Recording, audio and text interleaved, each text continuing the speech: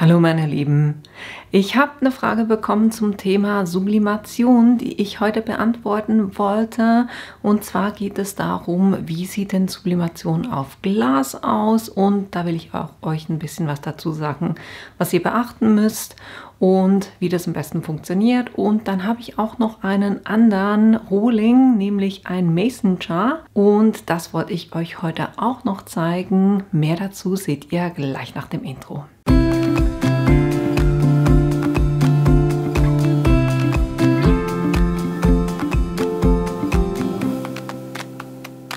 Ich habe schon ein bisschen was vorbereitet und zwar geht es heute um diese Tasse einerseits. Und die hat so einen Farbverlauf und die gibt es auch in ganz vielen verschiedenen Farben. Beim Sublimationsdruck, und das war auch eigentlich die Frage, ne, wie stark sehe ich das, was ich da drauf presse, das sehen wir nachher. Ich kann schon mal vorab sagen, dass bei satinierten, ne, diesen milchigen Tassen, dass ihr das besser seht, als wenn ihr komplett durchsichtige Tassen habt. Und einfach, dass ihr hier die verschiedenen Farben seht, die es da zur Verfügung hat. Meine ist diese ganz hier unten. Jetzt gibt es hier ein paar Sachen zu berücksichtigen. Glas ist anders, als wenn ich auf andere Tassen sublimiere, weil Glas ist einerseits, das ist so, dass das weitet sich so ein bisschen aus, wenn es heiß wird, ne? Und das bedeutet, dass ich da lieber mit einer Manschette arbeite oder mit einer Tassenpresse arbeite, sagen wir es mal so, wo ich den Druck anpassen kann. Weil ich versuche hier wirklich nicht zu viel Druck drauf zu geben, damit die mir dann nicht springt, wenn die sich so ein bisschen ausweitet. Das ist was man bei Glas berücksichtigen muss. Das andere Thema, ich zeige es euch kurz mit der Presse, ist, dass die bei der Herstellung, das geht nicht ganz so genau, ne? Und deshalb kann es auch sein, wenn ich die jetzt hier reingebe und das Ganze zumache, ich hoffe, ich kann es euch zeigen.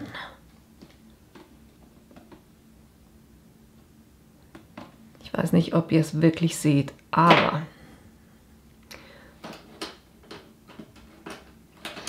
nehmen wir mal so einen Stift. Das Thema ist, dass die hier nicht richtig anliegt. Ich komme hier wirklich quasi mit einem dünnen Stift, komme ich hier drunter. Das heißt, an einigen Stellen würde es das gar nicht richtig sublimieren, obwohl eigentlich die Tassengröße stimmen würde. Und da hier die Manschette so ein bisschen weniger nachgiebig ist, habe ich das Gefühl, als bei meiner Tassenpresse, der anderen, die ich habe ich mich entschieden, das mit der anderen Tassenpresse zu pressen. Das ist diese hier, weil die hat wunderbar Platz drin. Und eben ich kann den Druck anpassen, dadurch, dass ich hier das löse. Und ihr seht, die geht jetzt wirklich sehr gut zu. Sie hält drinne, aber es ist halt einfach nicht so viel Druck drauf. Und deshalb werde ich hier diese Tassenpresse verwenden. Was bei der auch noch zu berücksichtigen ist, ich weiß nicht, ob es daran liegt, dass sie eben satiniert ist, aber der Hersteller sagt hier, die ist nicht für die Spülmaschine geeignet oder Handwäsche wird empfohlen und auch nicht für die Mikrowelle. Und ja, von dem her gucken wir mal, wie das funktioniert. Beim Pressen sind die Angaben auch ein bisschen unterschiedlich. Es steht 180 Grad. Das ist so, wie ich alle Tassen presse. Und dann bei den Zeitangaben sagt einerseits der Hersteller 40 Sekunden. Yasando selber sagt aber, sie empfehlen 120 Sekunden. Deshalb werde ich das mit 120 Sekunden pressen. Und vom Motiv her habe ich einen Sublimationsdruck natürlich gespiegelt. Ihr seht es nicht von den Farben. Eigentlich sollten diese Cherry Blossoms oder Kirschblüten sollten in etwa diese Farbe kriegen. Sollte eigentlich passen. Wir gucken mal. Ich habe es nicht vorgepresst, von dem her, wir gucken einfach mal, wie das Resultat aussieht. Und ich habe es extra so gemacht, dass ich etwas eher helleres genommen habe, plus dann einen schwarzen Schriftzug, damit wir dann sehen, wie gut man das Ganze sieht.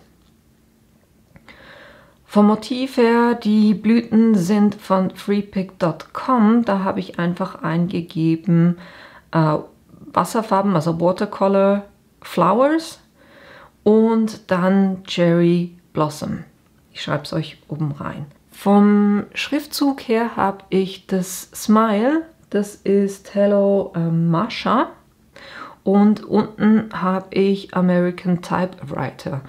Die obere ist von Dafont, die untere ist eine Adobe-Schrift. Da müsstet ihr gucken, vielleicht findet ihr auf Dafont auch etwas Ähnliches. Ich finde halt einfach immer diese Kombination schön von geschwungenem Text und dann eher etwas Klassischem. Also, ne? Und der Spruch an und für sich, den werden wir bei allen 3 Projekten verwenden. Das ist das, was auf die Tasse kommt, und zwar werde ich natürlich jetzt dann seitenverkehrt, aber ich werde es auf einer Seite nur anbringen. Um das Design zu definieren, habe ich natürlich vorher geguckt, wenn ich die in die Manschette reinmache, bis wo geht die Manschette. Habe da noch ein bisschen das weniger weit rausgemacht, damit ich sicher bin, dass es das dann auch presst. Das heißt, ich bin von einem Umfang ausgegangen von 22 cm und einer Höhe von 9 cm. Spielt jetzt bei dem hier vom Umfang her nicht so eine Rolle, weil es kleiner ist und nur auf eine Seite geht, aber einfach, dass ihr das wisst, wenn ihr da einen kompletten Ringsherumdruck machen wollt. Also komplett geht ja nicht, bis zum Henkel meine ich, ne? Dann habe ich 2 weitere Projekte. Hier habe ich von diesen Mason Jars und ich finde die wirklich Hammer. Also die kommen hier so mit einem Metallröhrchen, und Mason Jars sind so wie bei uns, ich würde mal sagen, die Weggläser, also diese alten Einmachgläser. Das ist vom Stil her das, und die sind so beliebt, dass da einfach verschiedene Artikel dann draus gemacht wurden.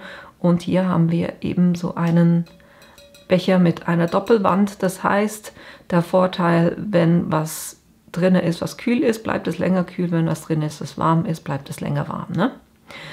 Und zum Pressen müsst ihr natürlich den Deckel wegnehmen. Dann haben wir hier nur noch den. Das hier würde ich eigentlich normalerweise auch mit der Tassenpresse der schwarzen, die ich euch gezeigt habe, pressen, aber das geht nicht. Meine größte Manschette, das reicht nicht, damit, dass ich das schließen kann. Und ich habe aber gemerkt mit der Cricut-Tastenpresse, dass das knapp Platz hat. Das heißt, ich kann die schließen und es funktioniert. Was ich einfach angeguckt habe, ist, ne, bis wo geht die grüne Manschette, und ich habe da einfach kurz ein Washi-Tape draufgeklebt und das dann rausgenommen und gemessen, damit ich weiß, wie weit ich gehen kann. Ich weiß, es gibt Leute, die machen das ringsherum und irgendwie pressen es dann zweimal bei voller Zeit. Beim zweiten Mal drehen sie es irgendwie. Das sind alles Sachen, die ich nicht mache, ganz ehrlich gesagt. Wenn ich das komplett ringsherum bedrucken möchte oder sublimieren möchte, dann würde ich mir eher einen Sublimationsofen kaufen, wo ich dann hier den Sublimationsdruck drauf mache, dann eine Schrumpffolie ringsherum, die man dann mit Hitze macht, dass die wirklich eng anliegt, und dann würde man das so sublimieren und dann kriegt man auch dieses ganze ringsherum. Ich habe aber keinen, von dem her mache ich das jeweils so, dass ich einfach gucke eben, wie weit geht die Manschette. Nicht nur von dem Umfang, sondern auch bis wo hoch, weil die hatte ja eine Wölbung. Das heißt, ihr würdet hier mit der Tastenpresse oben nicht pressen können. Von dem her habe ich das so ein bisschen so angeguckt. Hier habe ich sicherheitshalber gerechnet 22,5 vom Umfang her, was ich bedrucken kann, und in der Höhe 8,5 cm. Vom Design für diese beiden habe ich mir gedacht, ich versuche eins mit einem Sublimationsdruck. Ich finde wenn das nicht gut wird, dann verstehe ich die Welt nicht mehr, weil das, naja, sieht so schon richtig cool aus. Auch hier wieder das Bild von freepik.com und da habe ich ganz einfach nach Watercolor Flowers gesucht und das einfach so ins Format reingebracht mit Adobe Illustrator, dass es dann passt eben auf die Größe, die ich haben will. Und der Schriftzug, das ist derselbe quasi, oder sind beides dieselben. Hello Marsha, der obere, und unten eben American Typewriter. Ne? Das ist das. Natürlich alles gespiegelt. Und dann habe ich auch noch hier von dieser Infusible Ink das Rosenpapier genommen und habe das geschnitten. Dieselbe Größe auch und seht es wahrscheinlich nicht. Hier habe ich einen etwas dickeren Schriftzug genommen oben. Das ist Hello Austin und das ist auch Smile. Und unten ist es Snowyland. Die verwende ich im Moment extrem gerne. Da müsst ihr einfach gucken, das ist von der Größe hier, war schon ein bisschen schwierig, das zu entgittern. Das heißt, die Teile rauszunehmen, die es nicht drucken soll. Es hat funktioniert, aber kleiner würde ich tatsächlich nicht gehen. Ne? Und von der Tassenpresse, weil ich das eben mit der Cricut Tassenpresse mache, werde ich von der Stufe her, das was ich sublimiert habe, mache ich mit der niedrigsten Stufe und das hier mit der Infusible Ink mache ich auf der mittleren Stufe. Wenn ihr jetzt nicht versteht, was ich meine mit tiefster und mittlerer Stufe, ich habe euch mal ein Video gemacht, wo ich gezeigt habe, dass ihr hier tatsächlich 3 Hitzestufen einstellen könnt. Und ja, die verändere ich eben, wenn ich einen Sublimationsdruck habe, dann gehe ich eher niedrig und Infusible Ink mache ich mittel. Jetzt müssen wir die ganzen Tassen noch vorbereiten und ich bereite auch kurz die Tassenpresse vor, weil ich werde zuerst diese beiden Projekte machen. Und da ich hier mit niedriger Temperatur arbeite, werde ich das zuerst pressen und das dann umstellen und dann die Infusible Ink. Jetzt zum Einfassen. Ich gehe sicherheitshalber nochmal mit einem Tuch drüber. Ich hatte sie eigentlich schon gereinigt, aber sicher ist sicher, dass da wirklich nichts passiert von der Farbe her. So, dann mache ich meinen Ausdruck darauf, wo ich den gerne haben möchte. Eben hier mit der Wölbung aufpassen, nicht zu weit hochgehen. Und unten gucke ich einfach, dass ich gerade bin.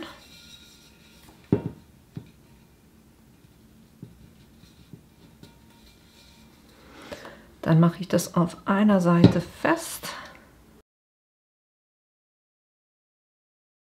Und dann lege ich das wirklich schön straff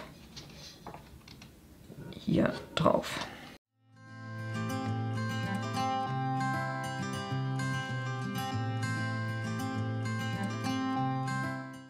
Ich musste hier ein anderes Band nehmen, weil das, was ich normalerweise verwende, sich dem Ende geneigt hat.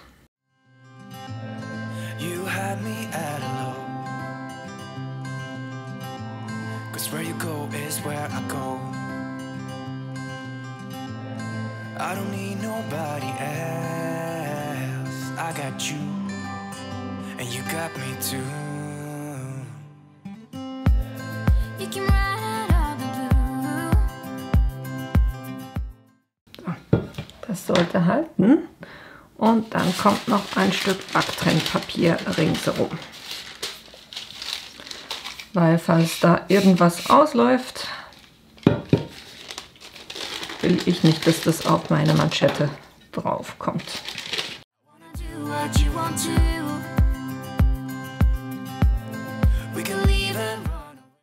So. Jetzt hat die Tassenpresse auch schon den Ton gegeben, dass sie ready ist. Und was ich jetzt bereitlege, ist mein Hitzehandschuh. Der ist extrem wichtig, weil die werden richtig schön heiß. Also berührt die nicht ohne Handschuh.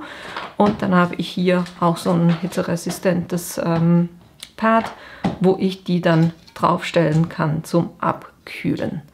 Und das gebe ich jetzt einfach in die Tassenpresse rein und presse das. Und natürlich drauf gucken, ihr seht von den Klebern her, hier hört mein Design auf und ich gucke, dass das dann da liegt, wo die Tassenpresse eben nicht abschließt. Ne? Dann kümmern wir uns auch gleich noch um das zweite.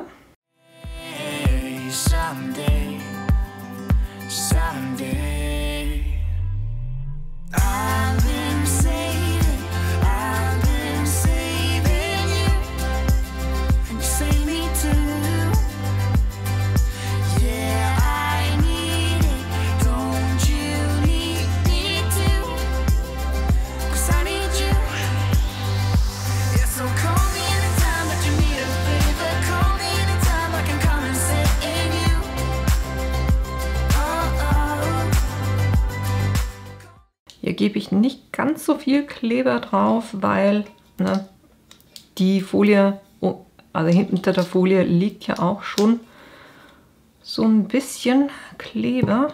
Das sollte funktionieren. Oben bin ich mir sicher, unten nicht wirklich. Gut, geben wir da noch ein bisschen mehr drauf.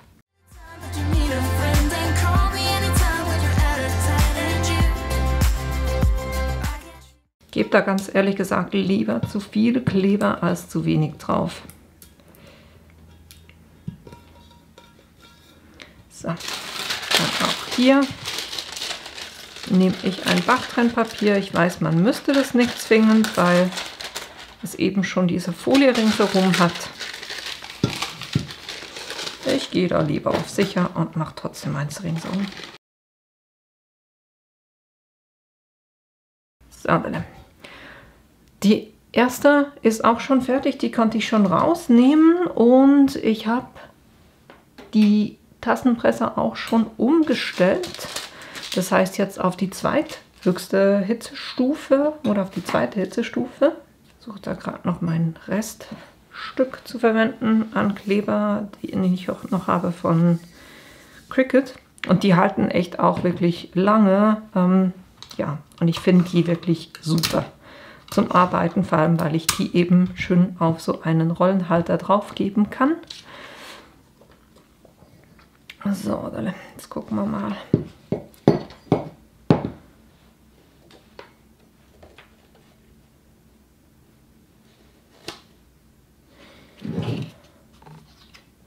Ich kann da natürlich nicht bis ganz außen gehen. Von dem her ist das der Bereich, wo ich das pressen werde. Ihr seht, ich schließe oben und unten nicht ganz ab.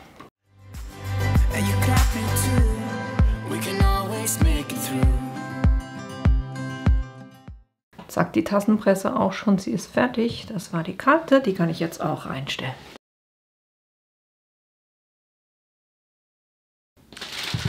Auch hier kommt natürlich wieder Backtrennpapier ringsherum. Ich könnte es eigentlich nur auf die Stelle aufbringen, aber geht eigentlich am einfachsten, wenn ich das gleich komplett ringsherum mache.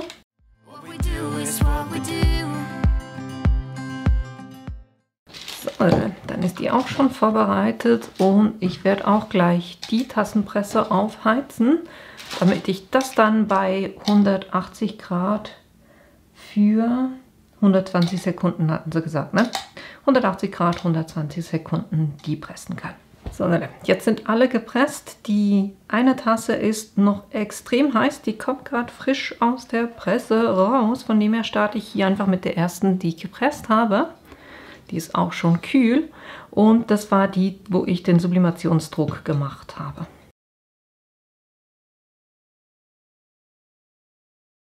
Und ich bin extrem gespannt, wie das jetzt aussieht.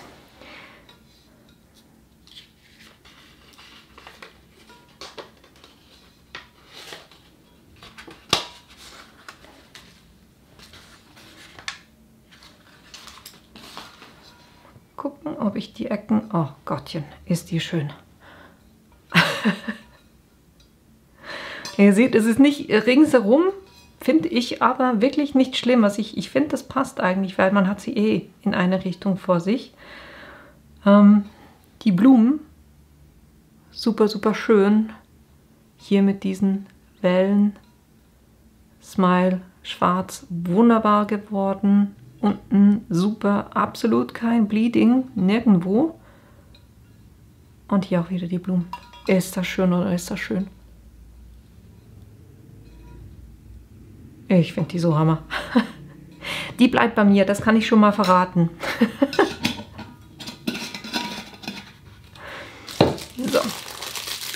Machen wir das Ganze komplett und packen hier noch das Röhrchen rein. Oder den Strohhalm, auf gut Deutsch, ne? Und dann haben wir hier wunderbar einen super coolen Getränke, keine Ahnung, Dose. Ich finde es Hammer. Ne? Das war die erste. Gucke ich kurz, ob die schon genug kühl ist. Ja, ist sie. Können wir das auch abmachen.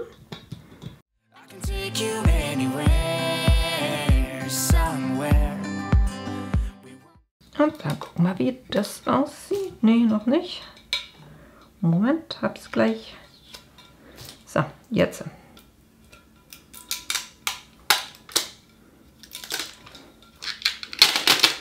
Ich mache es extra spannend, ne? So, jetzt kommt's runter.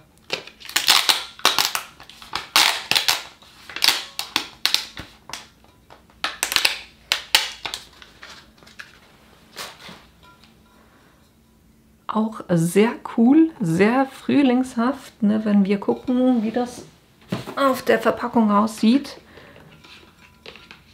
Ich würde sagen, das sind wirklich, ne, die Farben. Und von der Lesbarkeit haben wir Inborn Bleeding. Nee, Smile ist super.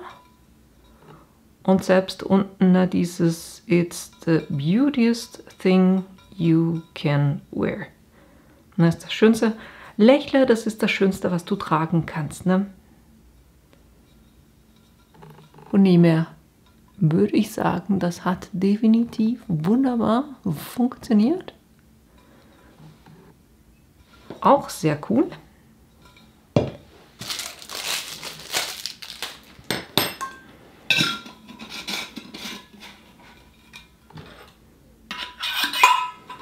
Dann haben wir hier das zweite.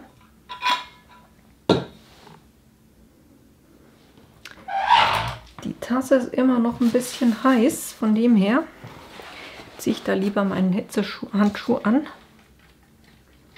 Der Henkel ist eigentlich nicht heiß, aber der Rest.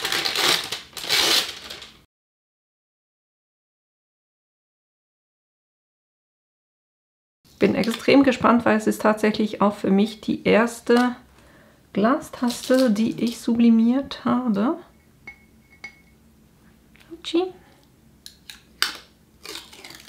Machen wir es so.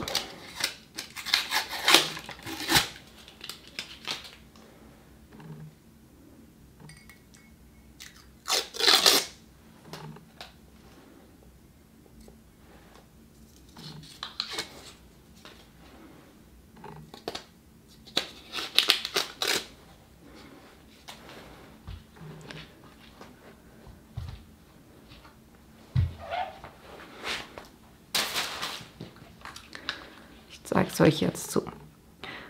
Also ein Schwarz wird definitiv nicht schwarz, sondern aber schon dunkel. Man kann es auf jeden Fall lesen.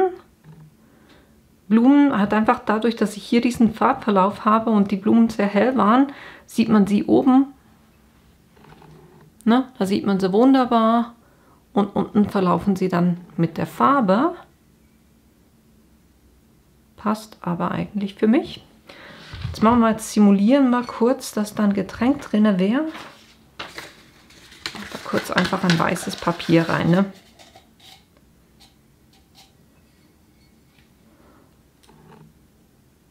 Wird auch nicht viel dunkler von dem her. Das müsst ihr halt einfach bei Glas beachten. Das werden nicht die satten Farben, wie wenn ihr hier auf einem schönen weißen Hintergrund sublimiert. Ne? Weil die Farbe war eigentlich dasselbe, ganz ehrlich gesagt. War beides schwarz. Respektive, nee, das ist noch nicht mal schwarz, sondern ich habe hier die dunkelste Farbe aus dem Design genommen und habe damit das geschrieben. Und das hier war aber komplett schwarz eigentlich.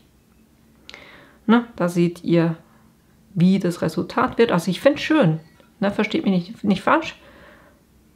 Aber meine Favoriten sind dann doch, wenn man es auf weiße Subli-Artikel drauf sublimiert.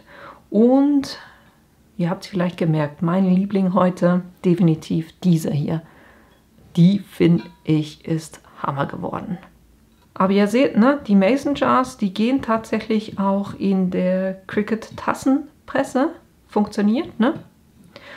Und ich mache euch den Link zu den Produkten dann rein, damit ihr dann auch seht, wie groß die sind, ne? Und die Tasse, die habe ich eben mit einer anderen Tassenpresse gemacht. Funktioniert auch, der Effekt ist halt einfach anders, als wenn man auf weiß sublimiert. Das war das, was ich euch heute zeigen wollte. Ich hoffe, das war hilfreich für euch und ihr habt Lust, es selber auch auszuprobieren und dass ich euch in einem meiner nächsten Videos wiedersehe. Bis bald!